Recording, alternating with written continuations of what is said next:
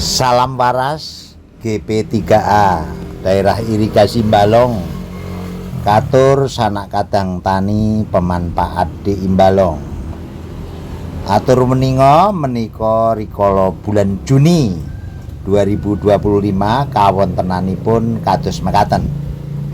Dados jejak digital rangkuman dari GP3A di Imbalong ngandharaken gambar rikala bulan Juni toya di Imbalong dumugi ngimbol adu cocor antarane Sendangrejo, Mboto lan Kedungombo.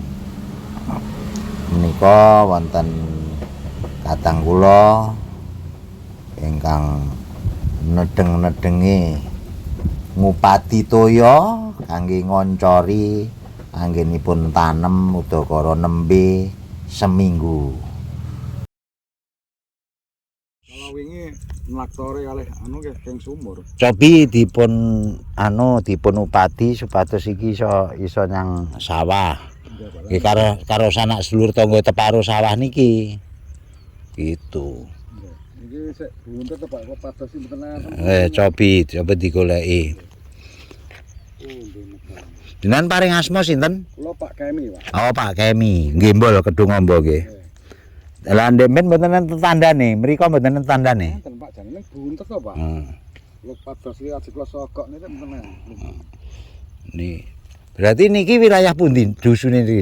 Niki nggih sing niki Sendangrejo, Pak. Sendangrejo, niki Mboto. Nggih, niki. Nah iki pernahe pundi? Pernahe Dungombo, Pak.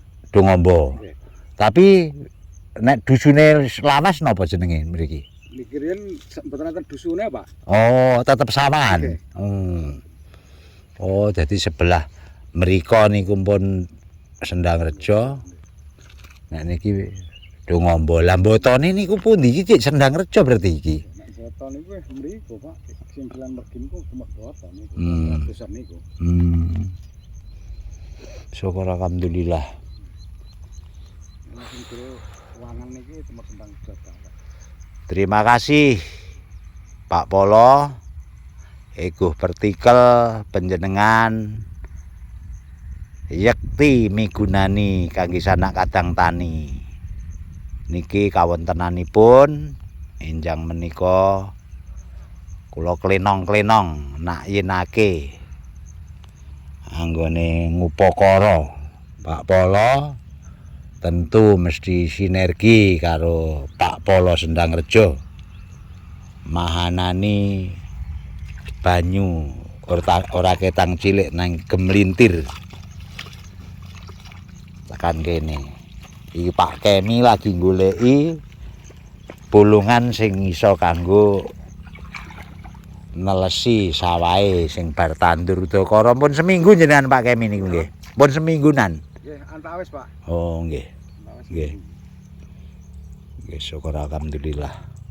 Nggih kula suwun niku wau, sayuk-sayek saya kok kapti gotong royong sanak sedulur. Nggih. Badala Juni dumugi November kawontenanipun sampun kados mekaten badala